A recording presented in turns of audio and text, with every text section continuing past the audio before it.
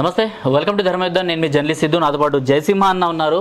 ఈరోజు ధర్మయుద్ధంలో ఏదైతే మహారాష్ట్రలోని కోలాపూర్లో ఒక మసీద్ను పడగొట్టేశారు అండ్ అక్కడి ముస్లింల పైన గొడవలు చేస్తున్నారు, అంటే అక్కడ వాళ్ళని కొడుతున్నారు అనేసి కొన్ని సామాజిక మాధ్యమాల్లో కొన్ని వీడియోస్ అండ్ కొన్ని క్లిప్పింగ్స్ అయితే షేర్ అవుతూనే ఉన్నాయి వాట్సాప్లో. అసలు నిజంగా అక్కడ ఏం జరిగింది, మహారాష్ట్రలో నిజంగా మసీదుని లేకపోతే దర్గాని పడగొట్టేశారా, ఎందుకు ఓవైసీ దీనిపైన ట్వీట్ చేస్తున్నారు, కాంగ్రెస్ సంబంధించిన వాళ్ళు ఎందుకు ట్వీట్ చేస్తున్నారు, అండ్ ఏదైతే ఎన్డీఏ అండ్ ఇండియా అలయన్స్ అనేసి రెండు సెపరేట్ ఉన్నాయి కదా. సో ఎన్డీఏ అంటే ఇక్కడ బీజేపీ, కాకపోతే ఇండియా అలయన్స్లో ఎవరైతే ఉన్నారో వాళ్ళందరూ ఎందుకు మహారాష్ట్రకు వెళ్ళాలనుకుంటున్నారు. అసెంబ్లీ ఎన్నికలు ఇంకొన్ని నెలల్లో ఉన్నాయి, ఏమంటారన్నా ఇంకొన్ని నెలలు ఉన్నాయి, కానీ దానికన్నా ముందు ఇదంతా అసలు ఏం జరుగుతుంది అనేసి ఒక్కసారి నేను మీకు క్లిప్పింగ్స్ చూపిస్తాను.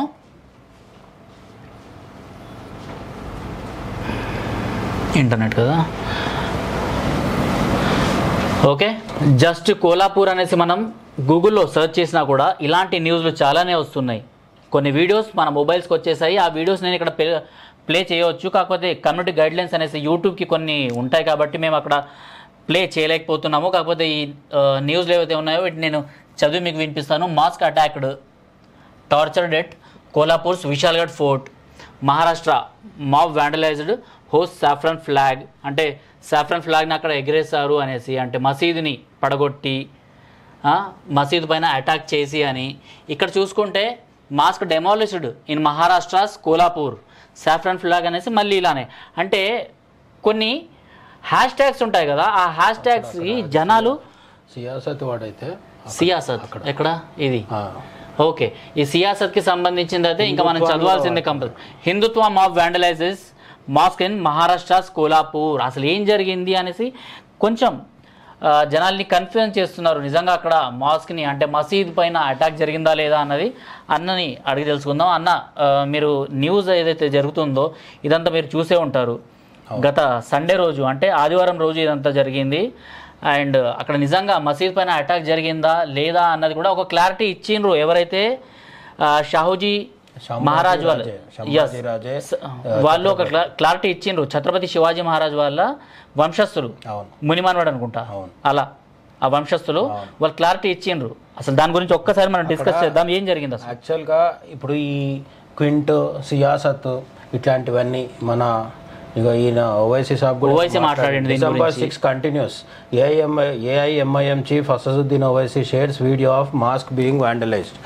డిసెంబర్ 6 అంటే బాబ్రీ కూల్చివేత దినాన్ని మనవాడు గుర్తు చేస్తున్నాడు. ఇప్పుడు బాబ్రీ లాగా ఇక్కడ కూడా ఇంకొక మసీద్ కూల్చేసిండు అని చెప్పి వీడియో షేర్ చేసిండంట. కానీ ఇప్పటికి కూడా మనము యూట్యూబ్కి వెళ్ళి చూస్తే ఆ మసీద్ ఏం కాలేదు, అట్లనే ఉంది. అయితే మసీద్ మీద దాడి జరిగిన మాట మాత్రం వాస్తవం. ఇక్కడ ఫోటోలు కనిపిస్తున్నాయి కదా. ఎందుకు అంత కోపం వచ్చింది జనాలకి అంటే, అసలు దాడి చేసింది ఎవరు అంటే ఒక ఇండిపెండెంట్ అభ్యర్థిగా మహారాష్ట్ర నుంచి రాజకీయాల్లో ఉన్న వ్యక్తి సంభాజీ రాజే ఛత్రపతి. ఈయన ఎవరు అంటే ఛత్రపతి మహారాజ్ వాళ్ళ కుటుంబంలో 13వ తరం పాటు. ప్రస్తుతం రాజకీయాల్లో యాక్టివ్గా ఉన్నారు, సోషల్స్ వర్కరు, బాగా చదువుకున్న వ్యక్తి కూడా, సాఫ్ట్ స్పోకెన్. ఆయన ఎప్పుడూ వివాదాల్లో ఉండే మనిషి ఏం కాదు, అట్లా అనేది రౌడీ కూడా కాదు, గూండా కాదు. అయితే ఆయన చెప్తుంది ఏంటంటే ఈ మసీద్ అని చెప్తున్నది ఏదైతే ఉందో ఆ మసీద్ ఎక్కడుంది అంటే విశాల్గఢ్ రాజు, అంటే విశాల్గఢ్ కోట అంటే అది శివాజీ మహారాజ్ యొక్క, సంభాజీ మహారాజ్ యొక్క కోట అది. అవును, అంటే ఒకసారి వేరే దగ్గర నుంచి తప్పించుకొని వచ్చినప్పుడు విశాల్గఢ్ కోటలో శివాజీ మహారాజు తలదాచుకొని కొన్ని రోజులు అక్కడ ఉండడం వల్ల దానికి చారిత్రక ప్రాశస్త్యం ఉందన్నట్టు. ఛత్రపతి శివాజీ మహారాజుకు ప్రాణాలు కాపాడిన కోటగా దానికి చాలా ప్రత్యేకత ఉంది. అందుకని ఇప్పటికి కూడా కొల్హాపూర్ రాజవంశం, ఇప్పుడు ఈ సంభాజీ రాజే ఛత్రపతి ఎవరైతే ఉన్నారో ఈయన రాజ్యసభ ఎంపీగా ఉన్నారు 2022 వరకు. ఆయన రాజవంశానికి చెందిన ఆయన, కొల్హాపూర్ రాజవంశానికి చెందిన ఆయన.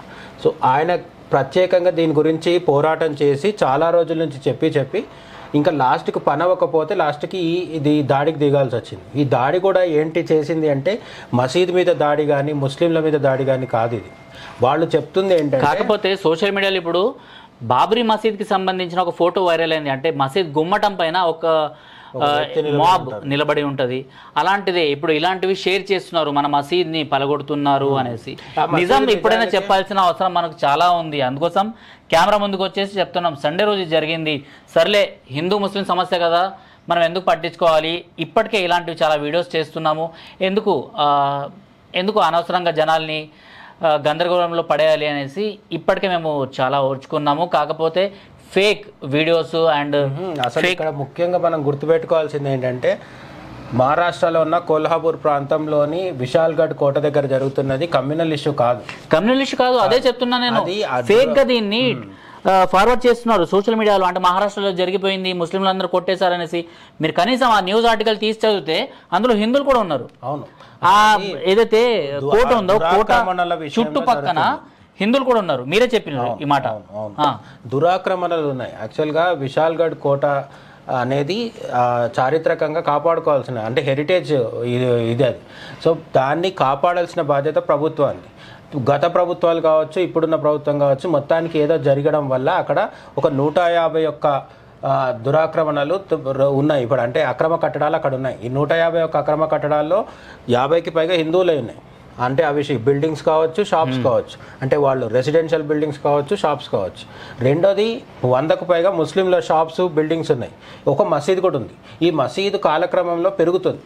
ఇప్పుడు అక్కడ ఉన్న స్థానికులు కానీ సంభాజీరాజే ఛత్రపతి వాళ్ళ సంస్థ, ఇది ఆయనకు ఒక సంస్థ ఉంది, ఆ సంస్థ వాళ్ళు కానీ చెప్తుంది ఏంటంటే రోజు రోజుకి దాన్ని పెంచుతున్నారు. ఆక్రమణ పెంచేస్తూ పోయి జనాభా కూడా అక్కడ పెరిగిపోతుంది. అక్కడ స్థానికంగా ఉండాల్సిన వాళ్ళు కాకుండా కొత్త వాళ్ళు అక్కడ వచ్చి సెటిల్ అవ్వడము ఇవన్నీ చేస్తున్నారు.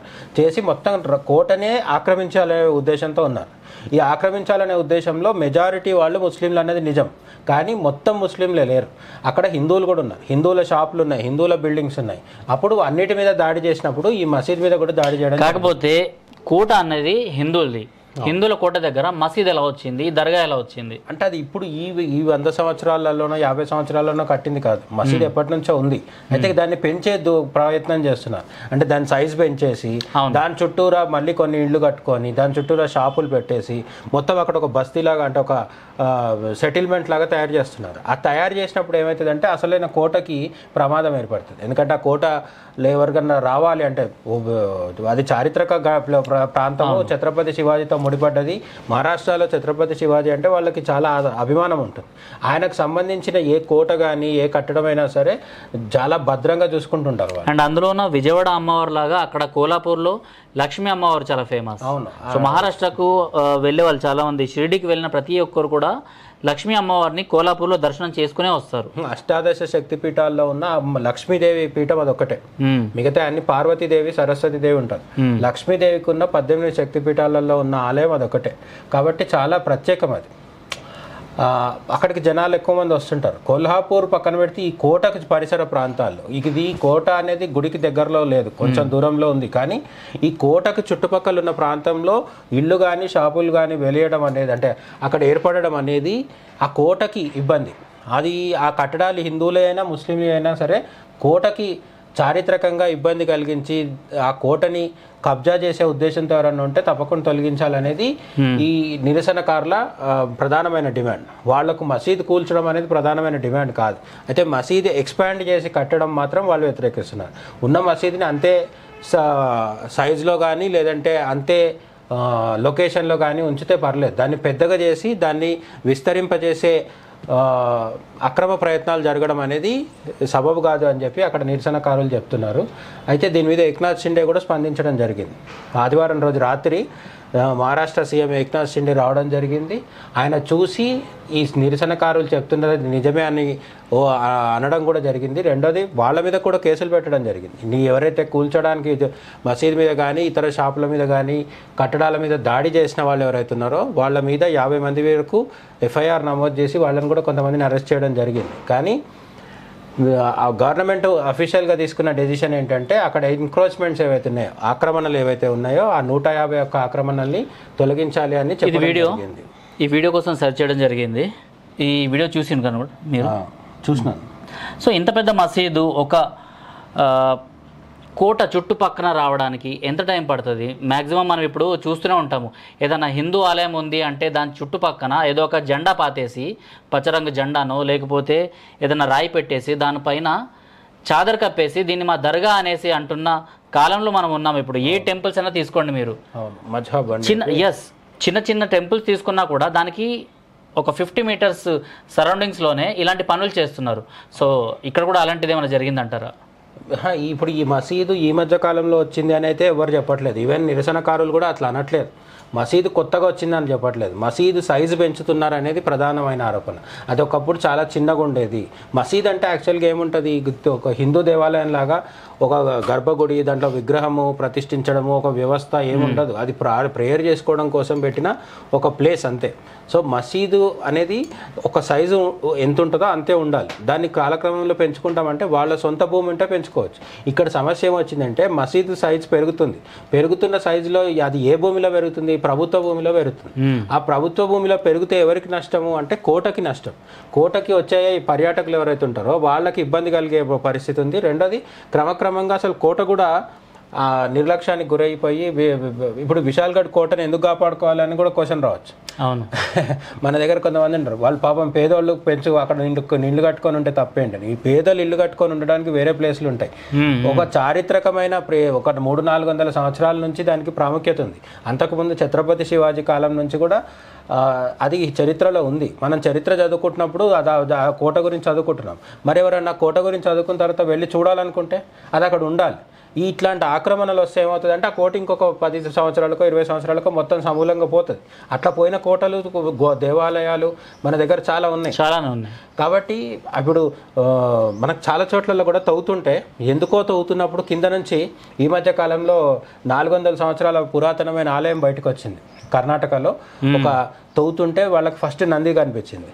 ఏంటి అని చెప్పేసి ఇంకా తవ్వుతే కింద నుంచి లింగం కూడా కనిపించింది. తర్వాత అట్లా తవ్వుతుంటే ఒక మొత్తం ఆలయమే బయట వచ్చేసింది. సో 400 years బ్యాక్ ఆలయము మట్టిలో కలిసిపోయింది. దాన్ని ఎవరు అట్లా చేసిండ్రు ఏంటనేది తెలియదు. కాబట్టి ఇక్కడ ఉన్న ఆక్రమణలు తొలగించడము అనేది ఒక మతాన్ని టార్గెట్ చేసి కాదు. విశాల్గఢ్ కోటని కాపాడుకోవడంలో భాగంగా 100 ముస్లిం ప్రాపర్టీసు, దాదాపు ఒక 50కి మించి హిందూ ప్రాపర్టీసు రెండింటి మీద ఏమంటారు యాక్షన్ తీసుకోవడం జరుగుతుంది, తొలగించడం జరుగుతుంది. ఇప్పటి వరకు 30 షాప్స్ వరకు తీయడం జరిగింది. ఇంకా ముందు కూడా కంటిన్యూ చేస్తామని మహారాష్ట్ర ప్రభుత్వం చెప్తుంది. వీటిపైన వివాదాస్పదంగా అంటే ఇప్పుడు అసెంబ్లీ ఎన్నికలు వస్తున్నాయి కాబట్టి బీజేపీ కావాలని ఇదంతా చేయిస్తుంది అని కొన్ని నేరేటివ్స్ అయితే ఇప్పుడు సోషల్ మీడియాలో రన్ అవుతున్నాయి. అండ్ ఓవైసీ కూడా అదే అన్నారు. అండ్ ఈ న్యూస్ ఆర్టికల్ స్టార్ట్ చేయగానే ఈ స్క్రోల్ చేస్తున్నప్పుడు కింద ఒక ట్విట్టర్లో కాంగ్రెస్కి సంబంధించిన వాళ్ళు ఆల్రెడీ ఇది బీజేపీ ఎజెండా, బీజేపీ కావాలని చేస్తుంది అనేసి ఒక నేరేటివ్ అయితే తీసుకొస్తున్నారు. ఇప్పుడు ప్రతి చోట ఎక్కడైనా సరే మొన్న నా పార్లమెంట్ ఎన్నికల ముందు ఏప్రిల్ మేలో పార్లమెంట్ ఎన్నికలు ఉంటే జనవరిలో అయోధ్య రామాలయం ప్రారంభోత్సవం చేసినప్పుడు వీళ్ళందరూ ఏమన్నారు, ఇది ఎన్నికల కోసం చేసిన స్టంట్ అన్నారు. తర్వాత ఏమైంది, అయోధ్యలోనే బీజేపీ ఓడిపోవడం జరిగింది. ఈ అయోధ్య ఎంపీ సీట్ అంటే అయోధ్య ఎక్కడైతే ఉంటుందో ఆ ఎంపీ సీటు బీజేపీని ఓడిపోవడం జరిగింది. అప్పుడు ఏమంటున్నాడు రాహుల్ గాంధీ, మేము అయోధ్యలోనే బీజేపీ ఎజెండాను ఓడించేసినాం, హిందుత్వాన్ని ఓడిస్తున్నాం, లాల్ కృష్ణ అద్వానీ స్టార్ట్ చేసిన అయోధ్య ఉద్యమం మేము ఓడించేసినాం, గుజరాత్లో కూడా మోడీని ఓడిస్తామని చెప్తున్నాడు. మరి మీరు అంత కాన్ఫిడెంట్గా ఉన్నప్పుడు ఈ చిన్న విషయానికి భయపడ్డం దేనికి? రెండోది నేను అనేది ఏంటంటే, హిందూ ముస్లిం గొడవలాగా మార్చుకుంటే బీజేపీకి లాభం ఉంటే ఉండొచ్చు, కొన్ని హిందూ ఓట్స్ పడుతుండొచ్చు. కానీ అధికారంలోకి రావాలంటే బీజేపీకి కేవలం హిందుత్వ ఓట్లు మాత్రమే సరిపోవు, అభివృద్ధి చూపించుకోవాలి. మహారాష్ట్ర లాంటి రాష్ట్రంలో మామూలుగా సెక్యులర్గా ఉండే హిందువుల ఓట్లు పడకపోతే కేవలం హిందుత్వ ఓట్లతోనే గెలవడం సాధ్యం కాదు. ఇది పక్కకు పెడితే ఇప్పుడు ఈ ఇష్యూ వల్ల బీజేపీకి లాభం అని చెప్తున్నారు కదా, ఇండి కూటమికి లాభం లేదా? మరి ముస్లింలు అందరూ రేపు ఇప్పుడు ఇండి కూటమి వైపే చూస్తారు కదా. ఇండి కూటమి ఇప్పుడు అక్కడికి వెళ్తుంది అనేసి ఇండి కూటమి యొక్క కీలక సభ్యులు అక్కడికి వెళ్ళి ఎవరిపైన అయితే అటాక్ జరిగిందో, అంటే అల్పసంఖ్యాకులు అనేసి మనం ఇక్కడ మాట్లాడవచ్చు, వాళ్ళపైన ఎవరిపైన అయితే అటాక్ జరిగిందో వాళ్ళని కలుస్తున్నారు. అండ్ ఇటు సంభాజీ రాజేని కూడా కలుస్తాము అనేసి అయితే వాళ్ళు ఒక ప్రెస్ స్టేట్మెంట్ కూడా ఇచ్చారు. నేను అదే అంటున్నాను, మనకి ఇప్పుడు ఎవరైతే దాడి చేసిండ్రో దాడి చేసిన వాళ్ళ కామెంట్ మనకి ఇంపార్టెంట్. దాడికి కారణమైన సంభాజీ రాజే ఛత్రపతి ఎవరైతే ఉన్నారో ఆయన ఏమంటున్నాడు, ఇది హిందూ ముస్లిం గొడవ కాదు, కేవలం ఇది ఎన్క్రోచ్మెంట్స్కి సంబంధించిన గొడవ అని అఫీషియల్గా చెప్తున్నాడు.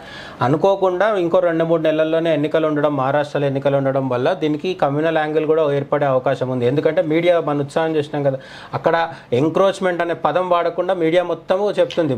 ఎగ్జాక్ట్లీ అదే, ఎందుకంటే ఇది దీన్ని వైట్ వాష్ చేద్దాం అనేసి, దీన్ని నిజంగా మైనార్టీస్ పైన ఏదో గొడవ జరుగుతుంది భారతదేశంలో అనేసి దీన్ని ఒక రేంజ్ వరకు వీళ్ళు తీసుకెళ్తే అల్ జజీరా లాంటి ఛానల్స్ లేకపోతే ఇంకేదైనా ఛానల్స్ దీన్ని టచ్ చేస్తే ఈ అంశం ఎక్కడ దాకా వెళ్ళే నేను అదే ఛాన్సెస్ అంటున్నాను కదా, ఉన్నాయి. ఎందుకంటే ఏదైనా సరే- ఫేక్ గా ఇలాంటివన్నీ ఇప్పుడు ఏదైనా సరే అంతర్జాతీయంగా ఒక కమ్యూనల్ ఇష్యూని అంతర్జాతీయం చేసి ఇస్లామిక్ కంట్రీస్ నూపూర్ శర్మ విషయంలో ఎట్లయింది, అదొక చిన్న టీవీ డిబేట్లో మనకు అంతర్గత సమస్య. మొహమ్మద్ జుబైర్ అనేవాడు దాన్ని షేర్ చేయడం వల్ల 56 దేశాల ముస్లిం కంట్రీస్ అన్నిటి కూడా నూపూర్ శర్మని టార్గెట్ చేయడం జరిగింది. అట్లా మొన్న పాలస్తీనా గురించి పార్లమెంట్ వేదికగా ప్రపంచవ్యాప్తంగా లైవ్ చూసినప్పుడు అసదుద్దీన్ ఓవైసీ జై పాలస్తీనా అన్నాడు. అట్లా ఇప్పుడు కూడా ఏమంటున్నాడు, ఇది ఒక చిన్న మసీదు, దీనికి ఏమి చారిత్రక ప్రాముఖ్యత ఉన్న మసీదు కాదు, బాబ్రీ లాంటిది కాదు, ఇది ఒక మసీదు, కేవలం మసీదు, అది పూర్తిగా కూలగొట్టలేదు, ఆవేశంలో ఉన్న వాళ్ళు ఎవరో అట్లా ఒక చిన్న దాడి చేసింది. ఇంతలోపు పోలీసులు రావడం జరిగింది, వాళ్ళని అరెస్ట్ చేయడం జరిగింది, ఎఫ్ఐఆర్లు నమోదైనాయి. ఇప్పుడు అక్కడ ఉన్న ఆక్రమణలు దొరికిస్తున్నారు తప్ప మసీదుని ఎవరు తొలగించట్లేదు, మసీదు ఇంకా ఉంది. కానీ ఈయనేమంటాడు ఓవైసీ, December 6th మళ్ళీ రిపీట్ అయింది అంటాడు. బాబ్రీ గోల్ చేసినట్టు ఇంకొక మసీదు గోలుస్తున్నారు అంటారు. దీనివల్ల ఏమవుతుంది, ఫస్ట్ మహారాష్ట్రలో ఉన్న ముస్లిమ్స్ కాకుండా దేశవ్యాప్త ముస్లింలు అందరూ అలర్ట్ అవుతారు. వీళ్ళందరూ ఆల్రెడీ ఇప్పుడు నాకు పంపించింది, ఈ వీడియో పంపించింది కూడా హైదరాబాద్కి సంబంధించిన ఒక ముస్లిం గ్రూప్లో నన్ను యాడ్ చేయడం జరిగింది. సో అక్కడ ఇలాంటి వీడియోస్ వస్తున్నాయి అన్నమాట. వాళ్ళని మనం తప్పు పట్టడానికి లేదు, ఎందుకంటే ఇప్పుడు వాళ్ళు ఓవైసీని నమ్మడం సహజం, ఎందుకంటే ఆయనను వాళ్ళ నాయకుడు అనుకుంటారు. అట్లనే సియాసత్ లాంటి మీడియాని కూడా నమ్ముతారు వాళ్ళు. కానీ ఈ మీడియా, ఈ నాయకులు అక్కడ కమ్యూనల్ యాంగిల్ని చూపించి కూల్చేసిన హిందువుల ఇళ్ళు కానీ కూల్చేసిన హిందువుల షాపుల గురించి మాట్లాడకపోతే, ఉద్దేశపూర్వకంగా మాట్లాడకపోతే, ఇప్పుడు మనకు కూడా యాక్చువల్గా తెలిసేది కాదు. మనం సియాసత్తో పాటు ఓపీ ఇండియా అనే ఇంకో దాంట్లో వెళ్ళి వెతుక్కున్నాం కాబట్టి అక్కడ మనకు అసలు విషయం తెలిసింది. సో రెండో యాంగిల్ చెప్పే మీడియా మన దగ్గర ఎక్కువ లేదు, దురదృష్టవశాత్తు. ఇప్పుడు ఎన్నికల ముందు మహారాష్ట్ర ఎన్నికల దగ్గరకు వస్తున్నాయి కాబట్టి ఓవైసీకి కానీ రాహుల్ గాంధీకి కానీ ఎవరికి కూడా హిందువుల పక్షాన మాట్లాడాలనే అవసరం వాళ్ళకు కూడా లేదు. సో వాళ్ళు కూడా దీన్ని కమ్యూనలైజ్ చేస్తారు. సో ఇప్పుడు ఇది మనం అనుకున్నట్టు అల్ జజీరా దాకా వెళ్ళి ఇది పెద్ద అంతర్జాతీయంగా దృష్టిని ఆకర్షించే ప్రయత్నం కూడా చేసే అవకాశం అయితే ఉంది. ఎందుకంటే 2 రాష్ట్రాలు ఉన్నాయి, మహారాష్ట్రలో ముస్లిం ఓటు చాలా ఇంపార్టెంట్, జమ్మూ కాశ్మీర్ కూడా ఎన్నికలు అవుతున్నాయి. ఇంకొకటి ఈ రాబోయే నెక్స్ట్ 6 నెలల్లో ఉన్న ఎన్నికలలో ఇటువంటి అంశాలు ఇంకా చాలా రాబోతున్నాయి. వచ్చినప్పుడు ఖచ్చితంగా దాన్ని రాజకీయం చేస్తారు. అయితే యూట్యూబర్స్ లేకపోతే నేషనలిస్ట్ ఫోర్సెస్ వీళ్ళు ఇచ్చే ఎక్స్ప్లెనేషన్ కాకుండా బీజేపీ చాలా అలర్ట్గా ఉండాలి. దీనివల్ల లాభం వస్తుంది అనుకుంటే మాత్రం అది అమాయకత్వం. బీజేపీకి హిందుత్వ పోలరైజేషన్ జరుగుతుంది అని అనుకుంటే ఆ ఓట్ల వల్ల ఆ లాభం కంటే నష్టం ఎక్కువ అని మొన్న 240 వచ్చినప్పుడే అర్థమైంది. కాబట్టి మొన్న అయోధ్య రామాలయం తర్వాత కూడా రాహుల్ గాంధీ చాలా అగ్రెసివ్గా ముస్లిం ఓట్ల కోసం ట్రై చేసి ఆయన సక్సెస్ అయ్యిండు. కానీ మన వాళ్ళు హిందూ ఓట్లకు సాధించుకోలేకపోయారు, సెక్యులర్ ఓట్లను కూడా సాధించుకోలేకపోయారు. అయితే ఇట్లాంటి గొడవలు చాలా వరకు జరగకుండా ఉంటే సంతోషం. కానీ ఇప్పుడు అది జరిగిపోయింది కాబట్టి ఇప్పటికైనా సరే క్లారిటీ ఇవ్వాలి. ఏక్నాథ్ షిండే కానీ దేవేంద్ర ఫడ్నవీస్ కానీ అసలు అక్కడ జరిగింది మత ఘర్షణ కాదు అనే విషయం వాళ్ళు అఫీషియల్గా చెప్పాలి, చెప్తే బాగుంటుంది. సో రైట్, ఇది కోల్హాపూర్లో అసలు ఏం జరిగింది అన్నది మనం తెలుసుకున్నాము. జయసింహ అన్న చాలా బాగా ఎక్స్ప్లెయిన్ చేశారు. నిజంగా అంటే ఒక మసీద్ పైన అటాక్ అయింది అంటే నిజంగా జరిగిందా లేదా అనేసి ఆలోచించుకోకుండా గ్రూప్స్లో కొన్ని వార్స్ అయితే జరుగుతూనే ఉంటాయి. అంటే మా మతం పైన మీరు అంటున్నారు, మీ మతం పైన మేము అంటాము అనేసి వాటికి చెక్ పెట్టడానికే ఇలా నిజంగా అసలు ఏం జరిగింది అనేసి ఫ్యాక్ట్ చెక్ చేయడమే అన్నమాట ఇది. సో ఈ ఫ్యాక్ట్ చెక్లో మీరు ఏదైతే సోషల్ మీడియాలో మనకు ముస్లింల పైన దాడులు జరుగుతున్నాయి అండ్ మసీదులు పలగొడుతున్నారు, దాని వెనకాల నిజమైతే ఇది ఎప్పటి నుంచో అక్కడ ఎంక్రోచ్మెంట్ జరుగుతుంది. సో వాటిని తొలగించాలి అనేసి పోరాడుతున్న ఛత్రపతి శివాజీ మహారాజ్ యొక్క వంశస్థులు సాంబాజీ రాజే అనేసి ఎవరైతే ఎంపీ ఉన్నారో సో ఆయన చేస్తున్న పోరాటం ఇది.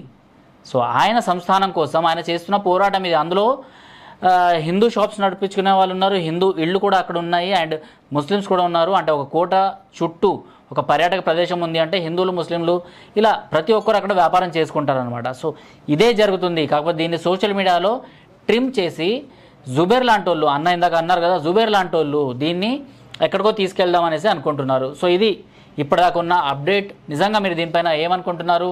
నిజంగా అక్కడ మసీద్ని కూల్చేశారా, లేకపోతే హిందుత్వ ఫోర్స్ వీళ్ళు ఏదైతే చెప్తున్నారో ఇప్పుడు సోకాల్డ్ కొన్ని ఛానల్స్ వాళ్ళు హిందుత్వ ఫోర్స్ రేజ్ అయ్యి ఇలాంటివన్నీ చేస్తున్నాయి అనేసి, కావాలని చేస్తున్నాయి అనేసి అయితే ఓవైసీ అంటున్నాడు. మరి దీనిపైన మీరేమంటారు? కామెంట్ బాక్స్లో తెలపండి. టిల్ దెన్, జై హింద్, జై భారత్.